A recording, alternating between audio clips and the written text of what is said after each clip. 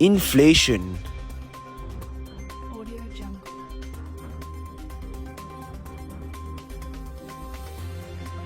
In Malaysia, inflation is an important economic indicator that measures the rate at which the general level of prices for goods and services is increasing over time.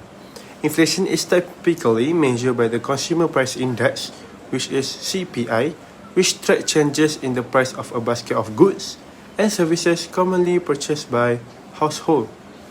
Based on macroeconomics, inflation is defined as a persistent and sustained increase in the aggregate or average prices level of goods and services in an economy.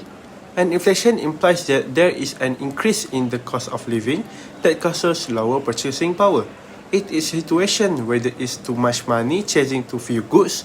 Therefore, there is an inverse relationship between inflation and the value of money. When inflation is high, the value of money will be lower, and vice versa with inflation. There is a loss of the value of a currency because the consumer money now will not buy as much today as it could yesterday. Hello guys, this is for question 3A. Analyze and comment on the trend of inflation in Malaysia from 2019 to 2023. First, let me explain to you what is inflation. So, what is inflation and inflation rate? Inflation means the rate at which the price of goods and services in a country rise over a given period of time. Various factors that can impact inflation rate such as changes in demand and supply, international trade, changes in government policy, and conditions in the market. Lastly, inflation rate can be measured by using Consumer Price Index (CPI), which is the most well-known indicator for inflation rate. This is the analysis and comments on the trend of inflation in Malaysia in 2019. The inflation trend in Malaysia in 2019 was quite low compared to the previous year, which was 2018. One of the reasons that caused this decline in inflation is the COVID-19 pandemic. In January 2019, Malaysia major inflation rate increased by 0.7% compared to 2018. The transport index influenced this increase, which saw the sharpest contraction and increase in transportation costs. And in the middle of 2019 showed a decline in the inflation rate in Malaysia. The CPI increased by 0.2% in June 2019 compared to June 2018. The lowering in the inflation rate was caused by lower fuel price and also a decline in prices of housing and utilities, which minimized the impact on the inflation rate. Lastly, at the end of the year of 2019, the inflation rate increased slightly. The CPI increased by 1% in December 2019 compared to December 2018. Higher price in the food category make the inflation rate increases. So, next, this is the analysis and comments on the trend of inflation rate in Malaysia in 2020. In 2020, Malaysia faced a challenging economic environment because of the COVID-19 pandemic. The COVID-19 pandemic has disrupted economic activities in Malaysia. So, from January to February 2020, CPI increased by 1.6% in January, and in February, CPI increased by 1.3% compared to January and February 2019. Factors like price increases in the transportation category influenced the increases in inflation rate. So, next. From March to May 2020, the CPI declined by 2.9% in May 2020 compared to May 2019. This decline was affected by the government that imposed movement restriction to reduce the spread of COVID-19 and disrupted economic activities.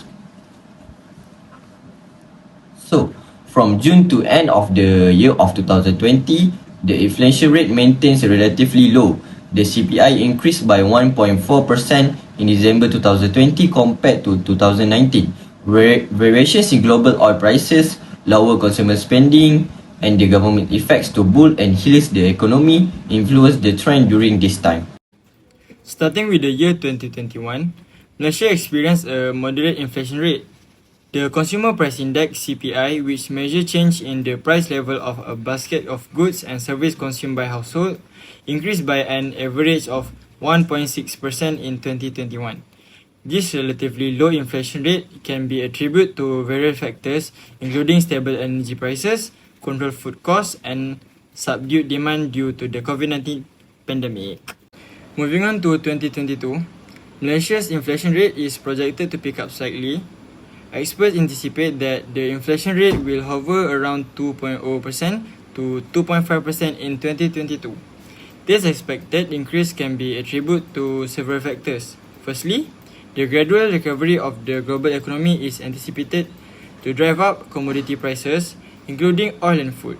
Secondly, as the COVID-19 restriction ease and economic activities resume, consumer spending is expected to increase, leading to higher demand and potentially higher prices. Looking ahead to 2023, Malaysia's inflation rate is expected to remain relatively stable. Economic forecasts suggest that the inflation rate will range between 1.8% to 2.3% in 2023. This stability can attribute to the government efforts to maintain price stability and manage inflationary pressure. Additionally, the implementation of prudent fiscal and monetary policy will play a vital role in controlling inflation and ensuring economic stability. Assalamualaikum, my name is Muhammad Alif Haikal bin Mat Fadil and I'm going to continue for question B, which is identify the month that recorded a high rate of inflation for Malaysia. Give the types of inflation and reason for the increase in the rate of inflation. Let's start with the month that recorded high inflation rates for Malaysia. In 1974, Malaysia experienced a very high inflation rate, reaching 23.9% in March.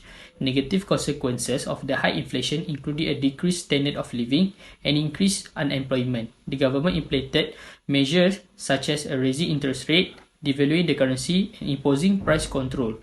This measure aimed to control inflation but were not entirely successful. High inflation persisted throughout most of 1974. However, the government's intervention eventually helped reduce inflation. The economy eventually recovered from the challenges posed by the high inflation rates.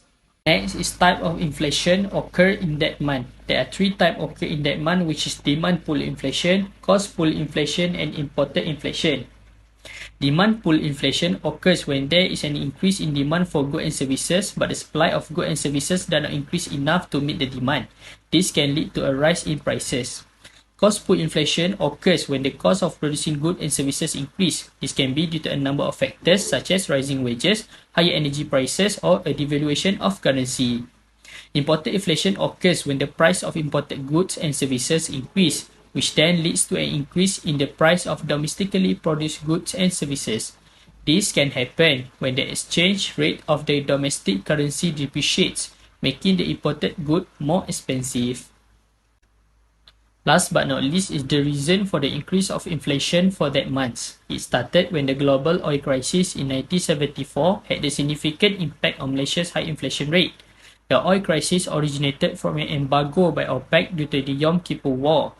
This resulted in the sharp increase in Malaysia's global oil prices, affecting Malaysia's economy. The higher oil prices, production costs leading to increased price for Malaysian goods and services in Malaysia. The government decision to raise wages also contributed the high inflation rate. Increased wages led to higher consumer spending and demand, and higher demand further pushed up prices for goods and services, accelerating inflation. Hello, my name is Muhammad Shakirin. Today, I want to explain what the initiative taken by the government in maintaining affordability of goods during festive season. First is price control. Price control refers to government policy that set a maximum or stabilized prices for essential goods and commodities during festive season. The aim is to prevent sellers from taking advantage of increased demand and charging excessively high prices, thus ensuring affordability for consumer. Government often establish mechanism or regulatory bodies to monitor and enforce this measure effectively. By implementing price control, government can intervene in the market to protect consumer from price gouging and ensure that essential goods remain accessible to all during festive season. Subsidy and incentive offered by a government during festive season aim to provide financial support and encourage cost reduction for producer, manufacturer, and retailer.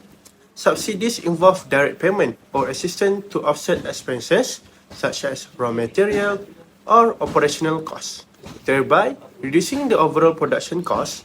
Tax break, on the other hand, lower the tax burden on business. freeing up resources that can be invested in reducing the cost of goods. Grants and financial assistance can be provided to cover various expenses, such as research and development or marketing, which can help lower production or distribution costs. By implementing this measure, government enable business to offer goods at more affordable prices.